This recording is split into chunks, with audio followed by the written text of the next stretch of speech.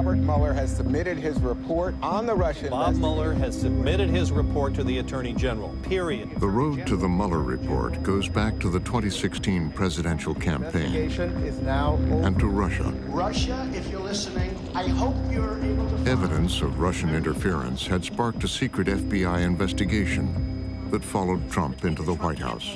The very inauguration of President Trump, poses challenges to the FBI because they have investigations on Paul Manafort, the former campaign chairman, Carter Page, foreign policy advisor to the president's campaign, George Papadopoulos, a foreign policy advisor to the campaign, and Michael Flynn, the national security advisor. And so, these are 4 people in the national security space who are all under FBI investigation. Within the first week of Trump's presidency, FBI Director James Comey received a phone call. Surprise call from the president. Want to come over for dinner, Jim? And Comey says, yeah, sure, Mr. President. When he arrived at the White House for dinner, Comey discovered the table had been set for 2. 2. Nobody else is going to be there. He and the president. Suspicious of the president's motives for the meeting, Comey would type a record of the conversation. We sat facing each other at a small oval table set for 2 and placed in the center of the room. Comey says the president had very nice words for him, and so it's this pleasant conversation. And then the president says, "Can I expect loyalty from you?" He needed loyalty and expected loyalty. I did not reply or even nod or change my facial expression. The president would ask for Comey's loyalty several times during the dinner. It's a remarkable moment. A president demanding loyalty of an FBI director. He then returned to loyalty, saying, "I need loyalty." I replied that he would always get honesty from me. In the eyes of the White House, President Trump was feeling out Comey about where the investigation stood, how he was going to handle it. Comey saw it as intimidation, possible obstruction of justice. This is the moment where things really start to split. Russia has come up again and again in this case. At the FBI, one of its investigations into National Security Advisor Michael Flynn was picking up speed. Intelligence agencies had intercepted a phone call between Flynn and the Russian ambassador, and then Flynn had lied to the FBI about it. He dissembles. He suggests that he did not have such conversations with the Russian ambassador. Court documents detail what happened. Flynn falsely stated that he did not ask Russia's ambassador to refrain from escalating the situation in response to sanctions. 25 days on the job, embattled national security Flynn advisor was forced to resign. Shake-up for the Trump administration. A tumultuous first month in office, But he was still in jeopardy from the investigation. Now the president took an extraordinary step. On Valentine's Day, 2017, there was a meeting in the Oval Office between the Attorney General and the Director of the FBI, Jim Comey. As the meeting ended, the president wanted to speak to the FBI director alone. So he finally gets the 2 of them, just the 2 of them in the room, and then proceeds to get to work on the Michael Flynn issue. He began by saying he wanted to talk about Mike Flynn. Saying, can you just kind of ease up on him? He's a really good guy. I hope you can let this go. I replied by saying, I agree he is a good guy, but said no more. Is the president asking the FBI director to stop looking at Russian interactions with the campaign? Is he trying to shut down a counterintelligence probe that began in July of 2016? Trump's talking to the director of the FBI about an ongoing investigation by the FBI. And at that point, he's really, from Comey's perspective, crossed the line. It's really in direct contravention of policies that have been in place ever since Watergate to not have that type of interference by the White House in investigations undertaken by the department or the Bureau. Jim called me shortly after he left the White House, and I remember just listening to the details of that meeting and really being in a state of shock. That's when I realized that this was not simply a lack of sophistication or a lack of understanding about how we do our work. It was an active effort to influence what we were doing. Once again, Comey typed his notes of the meeting on his laptop. Comey begins opening his laptop and typing down the words, the phrases that he can remember the president said, because he's that scared of what this is that has just happened. There's an old adage in the organization that if it happened and you didn't write it down, it didn't happen. And so I think that he was thinking at that time that, you know, the president's at least walking himself down this trail to an investigation where he could become subject to investigation, and I need to be able to document what has happened. For the first time, FBI Director James Comey will But Comey didn't back down. Comey will be appearing before a House Intelligence Committee. In fact, he went public. In testimony before Congress. Tell you what he knows. It's all public on live television, no filters. Mr. Chairman, Ranking Member Schiff, members of the committee, thank you for including me in today's hearing. I'm honored to be here representing the people of the FBI. I have been authorized by the Department of Justice to confirm. I have been authorized by the Department of Justice, to confirm, and it kind of all heads turn to the television in every newsroom in America, and we're saying, is Comey going to confirm on the record that they're investigating the Trump campaign? That the FBI, as part of our counterintelligence mission, is investigating the nature of any links between individuals associated with the Trump campaign and the Russian government, and whether there was any coordination between the campaign and Russia's. He confirms this in front of these lawmakers, and that's kind of a big moment. Suddenly we're off to the races. This is now, to Trump's mind, a direct and public threat to his presidency. I just want to make sure we get this on the record. Do you have any evidence that any current Trump White House or administration official coordinated with the Russian intelligence services? Not a question I can answer. That was the death knell, at least as we understand the president's thinking. Once he heard and saw that, because apparently he was watching, that was, at least in his mind, that was the end of Jim Comey. The head of the FBI dropped 2 bombshells landing at the White House doorstep. Comey publicly confirming for the first time that the FBI is... As the headlines got worse, and under pressure from Comey, Trump left Washington. He headed for his country club in Bedminster, New Jersey. It's a sort of rainy weekend in Bedminster. So Donald Trump is supposed to be out golfing. He's stuck inside. He's in a sort of foul mood anyway. The president was frustrated. His family was frustrated. They felt like they were being swept into this riptide of an investigation, and they thought if they could just pluck Comey out, that maybe the investigation could end. Also, new whirlwind developments are reported. In Bedminster, on that rainy weekend, without any of his most senior staff members present, Donald Trump would make the most consequential decision of his first year in office. Trump comes to the conclusion that I can't put up with this anymore. I'm going to fire Jim Comey. There's no consultation. There's just gut instinct and raw anger. Trump dictated a letter to Comey. It is a rant, the original draft. Nobody's original draft is that great, but this draft is Donald Trump unloading all of the reasons that Comey has failed him. On Sunday, Donald Trump returned to Washington with the letter, determined to carry out his plan to stop Jim Comey once and for all. Comey has been indicating that he knows so much more than he's letting on, and he's Comey opens up another investigation into... James Comey isn't backing down. He said he wouldn't do anything different. Part of an FBI investigation was there collusion between Trump associates. The next morning in the West Wing, the word was out.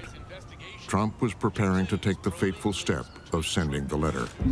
Word gets back to Don McGahn, the White House counsel, that this document has been prepared, and he freaks out. Our understanding is that Don McGahn reads that and says, yeah, you don't want to send that.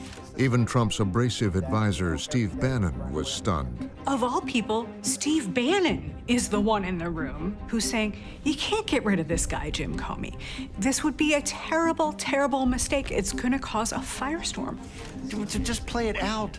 If you do this, it's going to create a firestorm. The FBI institutionally has to bleed you out. You just can't, they're not going to allow somebody to fire and humiliate the head of the FBI.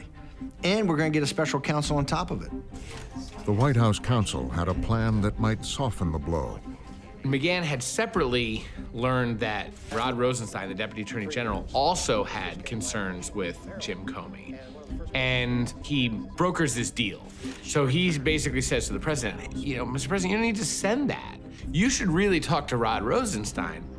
They set up a meeting between Rosenstein, Attorney General Jeff Sessions, and the president. The president lets them know he wants to fire James Comey, that's clear, and the directive for Sessions and Rosenstein is to draw up the rationale, to write memos explaining why they believe Comey had made mistakes on the job and deserved to be fired. They had their orders. Rosenstein would build a case against Jim Comey's handling of the FBI.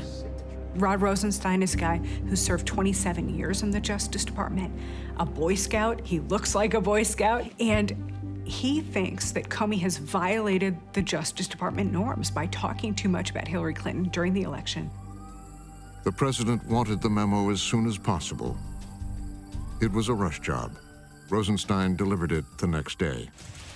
Rod Rosenstein's memo echoed what a lot of the Hillary Clinton campaign people had been saying for months. That Comey had inserted himself into the election. He made himself too public. He had taken on a role that did not really belong to him. The director ignored another long-standing principle. We do not hold press conferences to release derogatory information about the subject of a declined criminal investigation. Trump doesn't care about what Comey did to hurt Hillary Clinton, but it becomes the excuse, or at least the initial excuse the White House uses to explain why they were firing the FBI director. Donald Trump had fired hundreds of people face-to-face on The Apprentice. This time, as president, it would be different.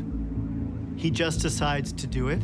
Trump isn't going to deliver the message himself. He sends his longtime bodyguard in a White House car with the pink slip over to the FBI to deliver the bad news. Keith Schiller, the president's body man, can't get into the FBI. The FBI is not a place you can just walk in and be like, I have a note for Comey. I'm from the White House. Great, you're from the White House. Super. You can't come in here. He dropped off the letter and left. Breaking news, James Comey has been removed from heading The Attorney General looked at me and said, I don't know if you've heard, but we've had to fire the director of the FBI. It was completely disorienting, kind of in the blink of an eye. I immediately sensed that everything had changed. So I just looked at the Attorney General and I said, no, sir, I hadn't heard that. As the news broke, a political firestorm erupted in Washington. Outrage on Capitol Hill, some lawmakers are questioning the country's comes on the heels of what many saw as devastating testimony just inside the White House. Crisis. Hope Hicks bursts in the door and says the president is watching TV, he's watching the coverage of the Comey firing, and there's no one out there to defend him. You guys aren't doing anything to fix this. The White House is not interested in getting to the bottom of this. At first, the White House's response was to point to Deputy Attorney General Rod Rosenstein. Deputy Attorney General is a gentleman by the name of Rod Rosenstein. He made a determination that the FBI director had lost his confidence. The message from the White House is, we fired Comey because he botched the Hillary Clinton investigation, period. You know, to those who say, why now? Why fire James Comey now? What do you say? Well, I would point them to the 3 letters that were received today.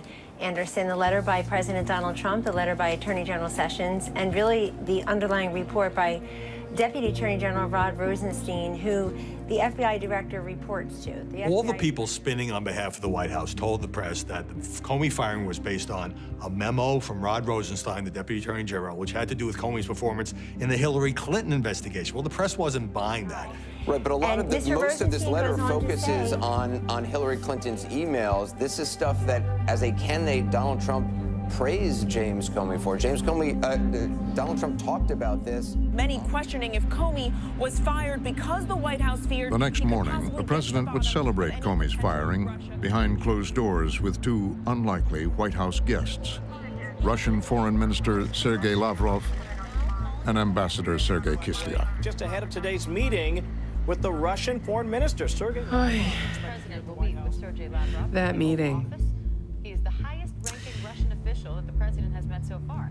In a way, it's like a play. You can't believe it really happened. But the president is essentially celebrating with the Russian diplomats. Well, one day after firing the man heading that probe into the Trump campaign ties to Russia, the president... No U.S.-based reporters, no American White House reporters are in the room. The Russians came in with a photographer from their state media agency, TASS, who took photos of this event, photos that were used to some effect in Russia as propaganda. Terrible optics. I mean, terrible optics that just... You couldn't have scripted it worse. Trump says, we're going to have a great relationship. There's this investigation. It's just become a total irritant for me. And he says, Comey's firing lifted a great weight for me. The guy was a nut job. First the firing, now the fallout. The crisis kept building. Some are comparing Comey's firing to Richard Nixon's 1973 Saturday night President massacre. Trump now facing outrage after firing Comey. It is hard to overstate the Then sheer the president magnitude decided to of speak out himself on his old network. This is NBC Nightly News with Lester Holt. Tonight, stunning revelations from President Trump in our NBC News exclusive interview. Tonight, our wide-ranging... Monday, you met with the Deputy Attorney General, Rod Rosenstein. Right. Did you ask for a recommendation? What I did is I was going to fire Comey. My decision. It was not... You had made the decision before they came in the room. I was going to fire Comey. It is a dramatic moment to see the president come out and not only completely undermine the case that his White House had been making. As spurious a case and as transparent as a case it was, it still had been the official line. The president comes out and demolishes that case immediately. Yeah, well, you had already made the decision. I was going to fire regardless of recommendation. I think there's a level on which President Trump doesn't want to be portrayed as just doing the bidding of some aides who write a memo.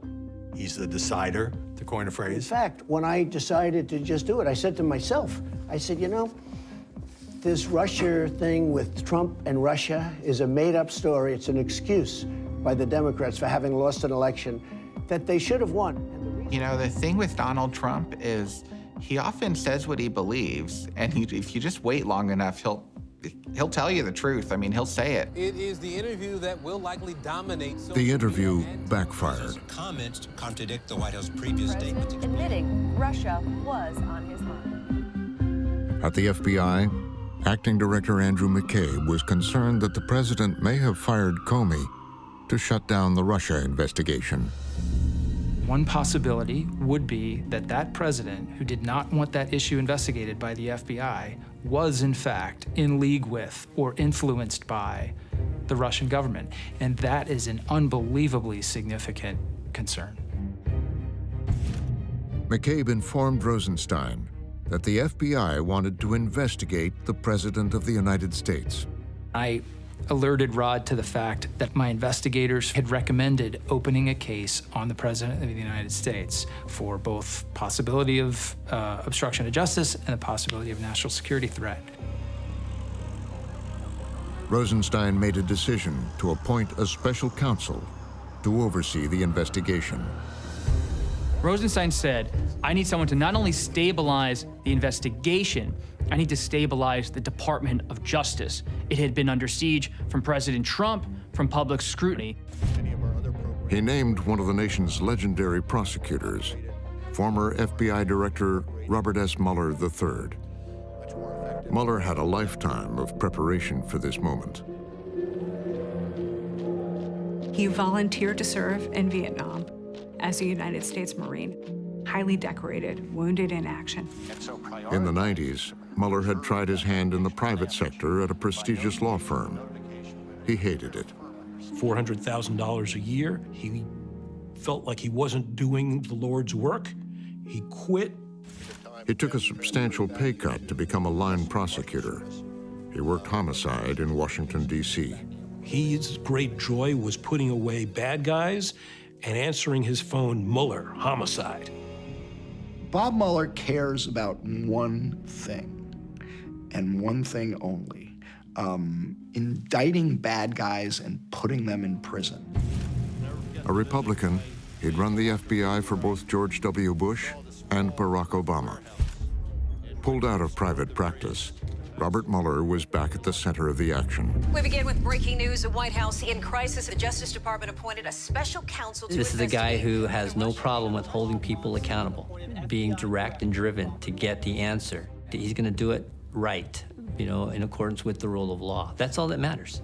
Justice Department tonight naming special counsel to take over the investigation. He was announced as special counsel, and I just go, oh my God, this is going to be a grind, because this is a guy that doesn't leave any stone unturned. I mean, now we've bought it. That Mueller could expand the probe to include Attorney General At the Jeff White Sessions House, and Deputy Attorney General. the president happened to be meeting with Attorney General Jeff Sessions when Rosenstein called to announce Mueller's appointment. President Trump doesn't like to get bad news, and this was bad news. It was more than bad news, it was terrible news. And now you see him really unleash all his anger on Jeff Sessions and plainly tells Jeff Sessions that you are the reason why all of this is happening. Sessions, Trump's hand-picked attorney general, had recused himself from the Russia investigation. And now Sessions was powerless to stop Mueller. Trump was furious and took it out on Sessions and humiliated him. Trump obviously felt himself endangered by a special counsel and lost his temper. There are things that Jeff Sessions apparently won't do for Donald Trump, and Donald Trump won't forgive him for that. Sessions had had enough of the president's anger. Sessions just ends up bolting out of the White House, rushing out to his car. He said, if you want me to quit, I'm going to quit. He's resigning as Attorney General. He's distraught, and he's had it. He's at the end of his rope. He's been insulted by Trump. He's decided that that's it. In the West Wing, all hell broke loose. Don McGahn, the legal counsel, bursts into Reince Priebus's office and says, we've got trouble. Not only do we have a special counsel appointed, but Jeff Sessions has just resigned. Priebus says, you're kidding me. Priebus goes running down the staircase into the West Wing parking lot. Finds Sessions in his car preparing to leave, and he bangs on the door. You got to come out. You got to come back in. You can't leave this way. It can't just blow up like this. And Priebus essentially almost has to drag him back up into the West Wing, where Vice President Pence and Steve Bannon then come in and join Priebus and talk Sessions off the ledge. I said, is there any doubt in your mind that this was divine providence that put us here? He says, no doubt. I said, and you're never going to quit. He says, I will never quit. I go, no matter how bad it gets, because I'll never quit. And that's why I knew he was going to hang in there. And he had some very, very, very tough days. It's clear that the Mueller investigation is just getting started. We're going to head to Washington, where the White Across town, in an undisclosed secure location, the new special counsel, Robert Mueller, was just getting started. When you become a special prosecutor, they give you a piece of paper with a mandate. At that moment, you don't have anything else. You don't have a staff, you don't have agents, you don't have prosecutors, you don't even have a legal pad and a paperclip and a pen. Mueller has quietly gathered a team of more than 36 attorneys, investigators. From his offices, Mueller built a formidable team. I believe his term was ninja assassins. This is like this moment at the beginning of the Avengers movies where all the superheroes are kind of spread across the globe, and Bob Mueller calls them all, and they all reassemble together in Washington to take on this new mission. And the team Mueller has assembled may be the A-team of prosecutors for an entire generation. Aaron Zebley, who was an FBI agent before becoming a prosecutor. Michael Dreeben, who is one of the smartest people I know, who's argued over 100 Supreme Court cases. Janine Rhee, who was a highly respected prosecutor in the U.S. Attorney's Office. Andrew Weissman, he has a reputation for being a scorched earth prosecutor. Mueller put Greg Andres on his team, who was an experienced mob prosecutor in New York. I mean, that was the first sort of warning sign for the Trump White House, because they're killers, Steve Bannon calls them. Mueller's team had broad authority to investigate Russian interference, the Trump campaign, and in the wake of the Comey firing, possible obstruction of justice by the president himself. Trump was under siege. In anger, he launched a counterattack. This is the single greatest witch hunt of a politician in American history. There is no collusion and no obstruction. I should be given apology. You are witnessing the single greatest witch hunt in American political history, led by some very bad and conflicted people. The president definitely seized on that term witch hunt. He used it again and again. He used it in tweets. He used it when he was at a microphone. It's something that he felt was working to undermine the Mueller investigation. After 7 months of investigations and collusion with the Russians, nobody has been able to show any proof. Sad. President Trump calling the Mueller investigation a witch hunt has an impact in Washington in that the people who want to be loyal to President Trump can use that same language. Fox and Friends starts right now. And at Fox News, that's just what happened. The president is really mad. He tweeted this out as the phony Russian witch hunt continues. This is a very dangerous witch hunt. Only because I think this is a witch hunt. And put an end to the political witch hunt against President Trump. At the New York Times, they had a lead on what would become the biggest story yet. They had discovered another meeting between the Trump campaign and the Russians. My colleagues and I have been doing some reporting on this. The idea that there was another Russian meeting that we didn't totally understand, that had been undisclosed during the campaign. They learned Donald Trump Jr. had hosted the meeting with a Russian lawyer, Natalia Veselnitskaya.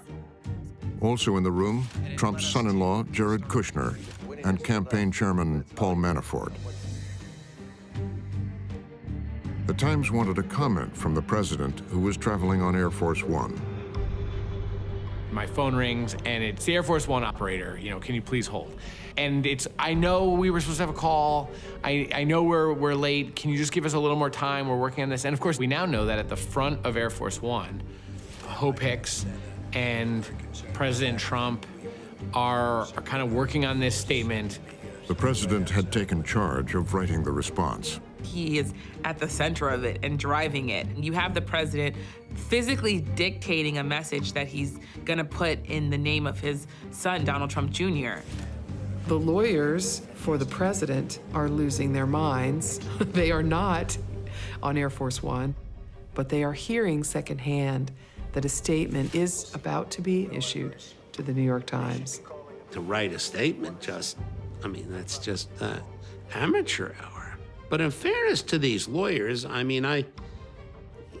they couldn't control their client.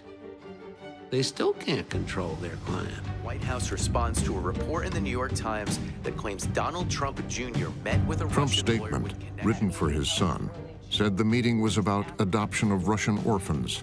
It was a short introductory meeting. I asked Jared and Paul to stop by.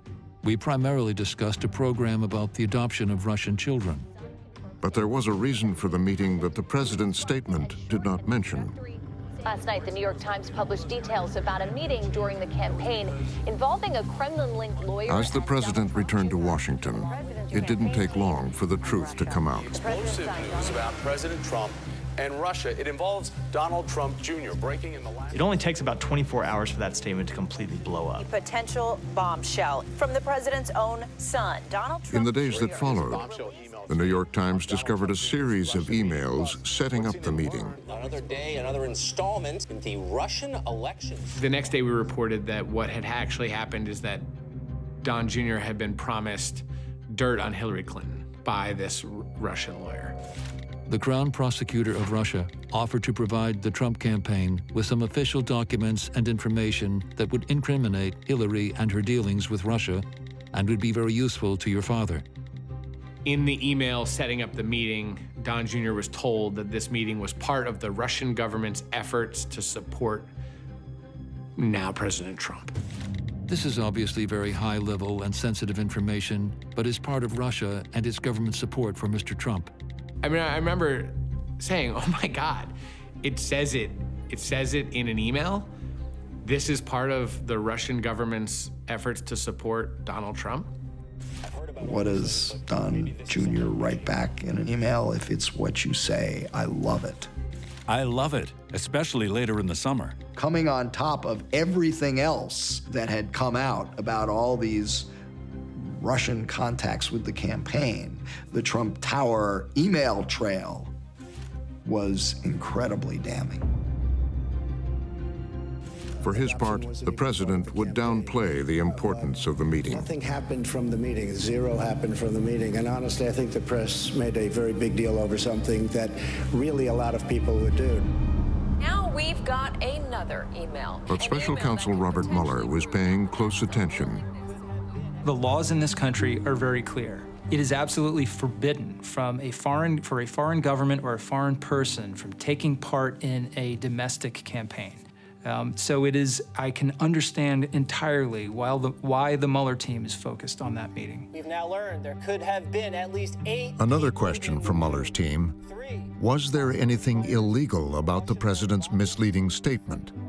The president's lawyers, they're intensely concerned that the president has essentially now added to an obstruction case. Mueller would look into the writing of that statement on Air Force One. If the president's up there and he's deliberately crafting a lie to cover the purpose of the meeting, is that another step in the obstruction investigation? Is it also another step in terms of the conspiracy/collusion investigation? It shows that the Trump team was willing to engage with the Russians. What is it that Special Counsel Robert Mueller knows And that before hasn't long, yet been made public? Mueller's investigation started to produce results. Now there's this new reporting from the Wall Street Journal reporting that Special Counsel Robert Mueller is Special Counsel Robert Mueller has issued subpoenas. This morning, unsealing a guilty plea. Trump campaign foreign policy aide George Papadopoulos pled guilty to lying about Russian contacts. Former Trump aide George Papadopoulos has pleaded guilty to making false statements. Trump's campaign chairman Paul Manafort and his deputy Rick Gates were indicted on numerous charges ranging from conspiracy to money laundering. Manafort and his former business associate Rick Gates were told to surrender to federal authorities this morning. Michael Flynn pled guilty to that charge of lying to the FBI. White House National Security Advisor Michael Flynn has pleaded guilty to lying. And then the FBI dramatically escalated the showdown. Breaking news tonight, and it's a bombshell. The FBI raids the office of President Trump's personal lawyer, Michael Cohen. The president, as he watched the raid on television, was furious. Trump erupted. He was very upset. He was consumed by this news all day. It was very troubling for him and scary for him. FBI raiding his office, his home, and a hotel room. White House advisors are saying, can we turn off the televisions? All the president is doing, they say, is getting himself agitated. Click over to Fox. This is a Fox News alert. There's some breaking news today on... He watches CNN. The FBI raids the office of President Trump's personal lawyer. Go to MSNBC. New York Times breaking the news in the last few minutes that the FBI has raided. He'll go back to CNN. Also seized emails, tax documents, and business records. And he'll just keep seeing those 2 words on the Chiron, Michael Cohen, and it sends him into a rage. The no-knock raids by FBI agents were the result of a referral by Special Counsel Robert Mueller. To the president, it was a personal assault from the FBI, the Department of Justice, and Robert Mueller. A lawyer is just like a priest, a doctor, and a wife in terms of privilege. So I don't blame President Trump for being a little upset that somebody's looking into what he may have told his lawyers. The Cohen raid was a sign Trump's personal life in New York was colliding with his presidency in Washington. Cohen brings it right back to Trump Tower, to how Trump really operated for decades, having someone like Michael Cohen, not just a lawyer, but a fixer at his side. Cohen was infamous for his role in the Stormy Daniels story, orchestrating a hush money payment to the adult film star, who threatened to reveal a sexual encounter with Trump. He cleans up messes.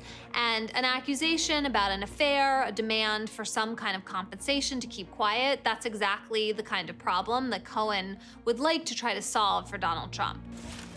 Michael is very good at killing stories. He's gotten Trump out of a lot of issues, I would say, and that was his job, and he's done a good job out of it. Now, Cohen was the target of a federal investigation, one which could expose the work he did for the president. There is a ton that he could tell prosecutors. A very real possibility that he's going to cooperate. Reportedly is connected to the Stormy Daniels story. If he overstepped The day of the Cohen raid, the White House insisted it was business as usual. They invited the press into a national security meeting. But Trump wanted to go on the attack. Come on in, folks. Come in. So I just heard that they broke into the office of one of my personal attorneys, good man, and it's a disgraceful situation. It's a total witch hunt. The president is so enraged and obsessed with what's just happened that he can't keep himself from talking about it.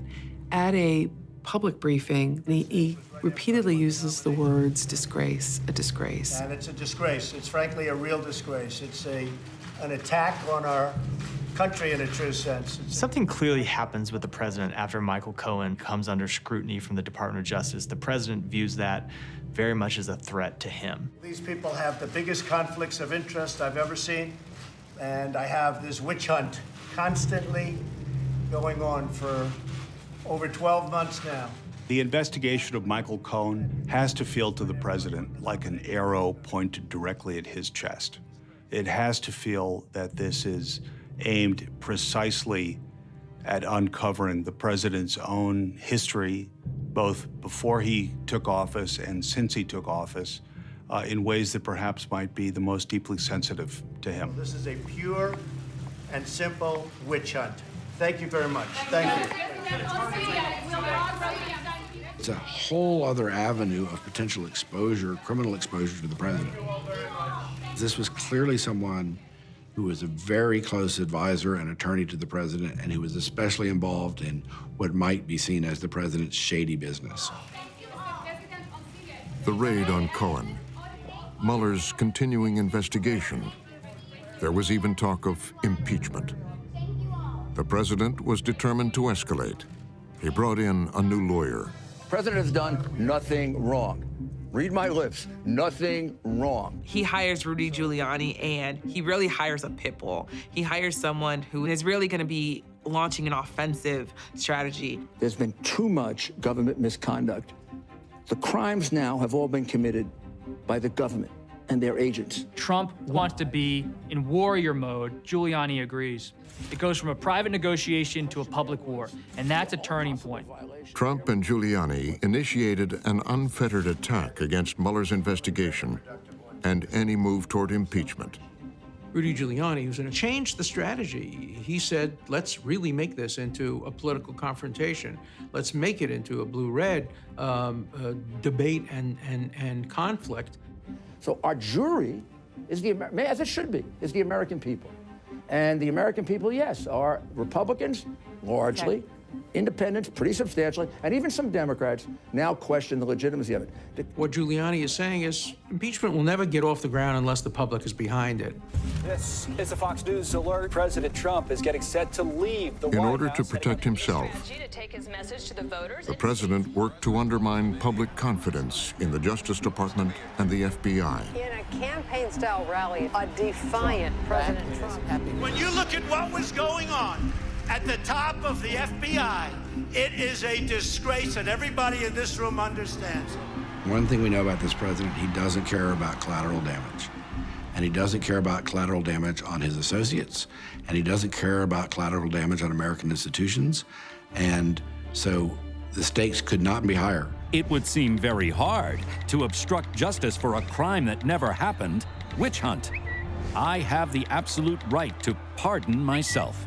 Look at what's happened. Look at how these politicians have fallen for this junk. Russian collusion. Give me a break. As long as the country is sort of divided and he has his defenders, he can undermine those who are attacking him. Take a look at the intelligence agencies.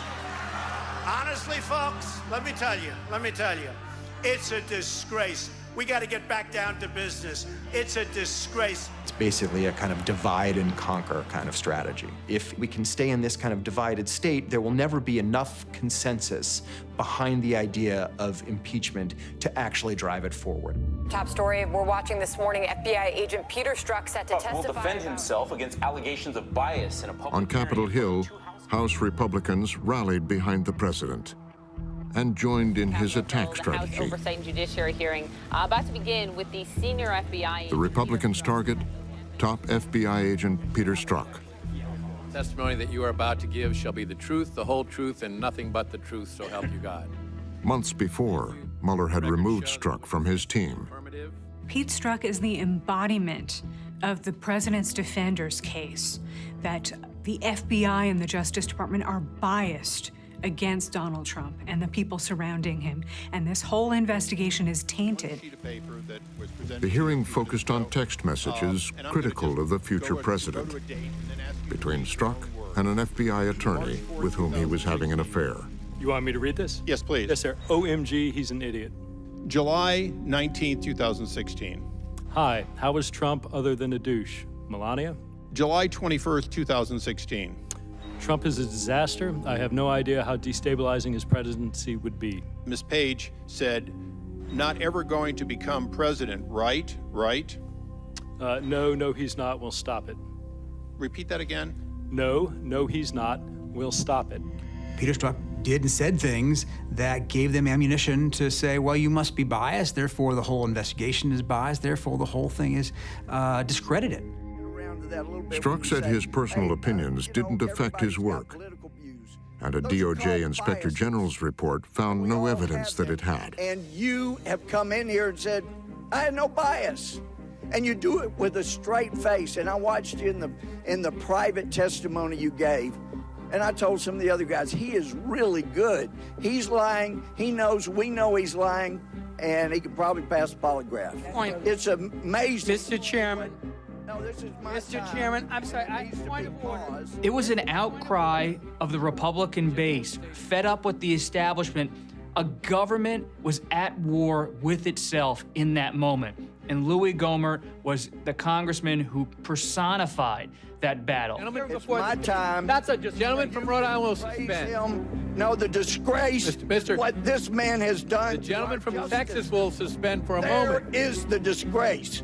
And it won't be recaptured anytime soon because of the damage you've done to the justice system.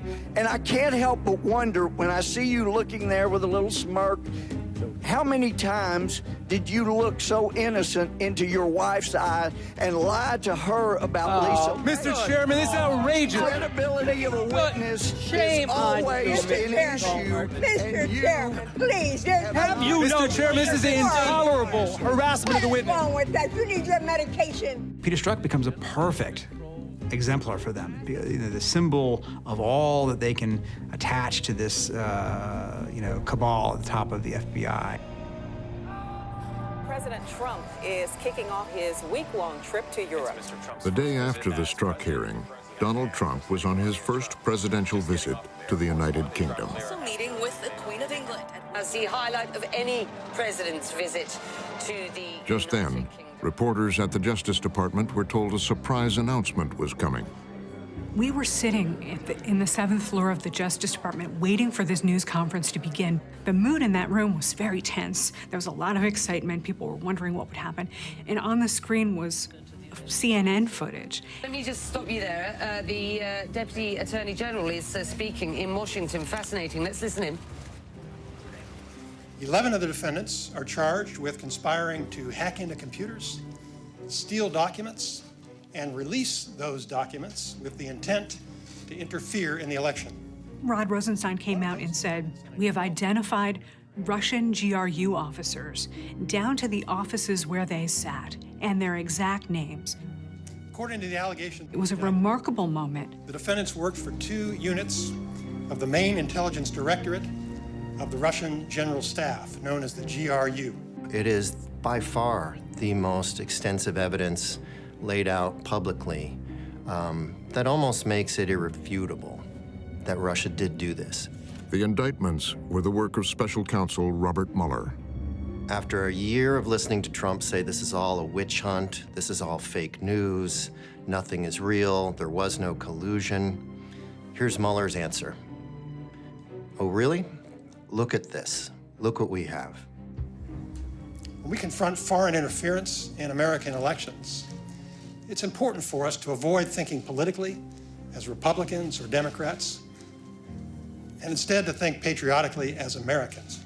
Rosenstein, I'm quite sure, enjoyed going out there with an affirmation of Justice Department independence to be able to announce these indictments about something that Trump says is a witch hunt. He's been trashing this investigation for over a year. What a statement of DOJ independence. Well, you've been listening to the Deputy Attorney General with a news conference timed literally as the US President and his wife were walking into Windsor Castle for tea. The Deputy Attorney General... It was a dramatic scene, and for President Trump, yet again, the cloud, as he calls it, hangs over his entire presidency, that he doesn't really understand where it's going or what's coming next, and if it's coming for him. With tensions between the U.S. and Russia at the highest level since the Cold War. President Trump's Helsinki summit with President Vladimir Putin. 3 days later, in his first one-on-one summit with Vladimir Putin, President Trump showed little concern about the indictment of the Russian officers. President Trump is standing next to the person who intelligence agencies say ordered the hacking and the meddling of our elections. I have just concluded a meeting with President Putin on a wide range of critical issues for both of our countries. Staff has no idea what's going to happen, obviously. This is a president who doesn't stick to the script, so you never know for sure what he's going to say. Mr. President, you tweeted this morning that it's U.S. foolishness, stupidity, and the Mueller probe that is responsible for the decline in U.S. relations with Russia. Yeah, I hold both countries responsible. I think that the United States has been foolish. I think we've all been foolish. He launches into a monologue, a rampage about we're to blame, the Russians might be to blame, but we're also to blame. I think that the probe is a disaster for our country. I think it's kept us apart. It's kept us separated. There was no collusion at all. Everybody knows it. President Putin denied having anything to do with the election interference in 2016. Every U.S. intelligence agency has concluded that Russia did. My first question for you, sir, is who do you believe? Who do you believe? That's the starkest possible way to put that question to the president. My people came to me, Dan Coates came to me, and some others. They said they think it's Russia. I have President Putin. He just said it's not Russia. I will say this, I don't see any reason why it would be. This was somebody who, only days after an indictment against Russian military officials, appeared to be siding with a foreign country as opposed to the conclusions of U.S. intelligence and U.S. law enforcement. I will tell you that President Putin was extremely strong and powerful in his denial today. But if you listen to his words, he's saying, well, my intelligence chief, Dan Coates, comes to me and says this, but Putin has told me very strongly that he didn't do it. When Trump uses the words very strongly, he's using an adjective to him that means almost more than anything. Just before the president left the stage, he had one final statement to make. And I have to say, if anybody watched Peter Strzok testify over the last couple of days, and I was in Brussels watching it, it was a disgrace to the FBI, it was a disgrace to our country, and you would say that was a total witch hunt. Thank you very much, everybody. Thank you. The President of the United States cannot let go that someone is challenging his legitimacy. Disgraceful play by the President of the Extraordinary moment in American history, something I thought I would never see. There was an immediate sense that that had gone about as bad as it possibly could, that all of their efforts to corral him, prepare him for this moment, had failed to protect the administration, to protect the president from his own worst impulses. It appears Mueller has convinced yet another witness to... Investigation heating up on several fronts. Trump tried to walk back some of his remarks, but in the months that followed, Conspiracy theory, deep state. Mueller would close in on the president's inner circle.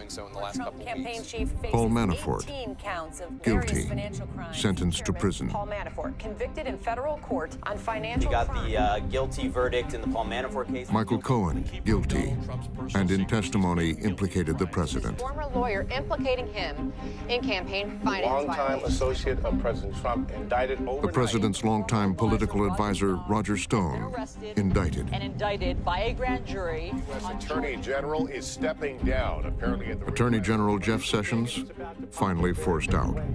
Quite a dramatic night. Voters have decided on Democrats have actually won the House of Representatives. And with Democrats now controlling the House, House Democrats are already preparing for battle. And The oversight, the investigative committees will have Democratic heads. new investigations of the president are It underway. is going to be a combative environment. After almost 2 years, Special Counsel Robert Mueller's investigation has resulted in 37 indictments or guilty pleas Pins and needles, everybody and 199 criminal charges. Robert Mueller, the investigation is now over. Mueller's final report found that neither the president nor his campaign conspired with Russia. The president greeted reporters with no collusion, no collusion. On the issue of obstruction of justice, the special counsel made no determination. And what we have learned, quite frankly, it raises a lot of new questions. He wrote, "While this report does not conclude that the president committed a crime, it also does not exonerate him." Boy, I tell you, it's very confusing in here. The report did not make a decision on obstruction. And the House Judiciary Committee is already investigating potential obstruction of justice. Democrats may have a very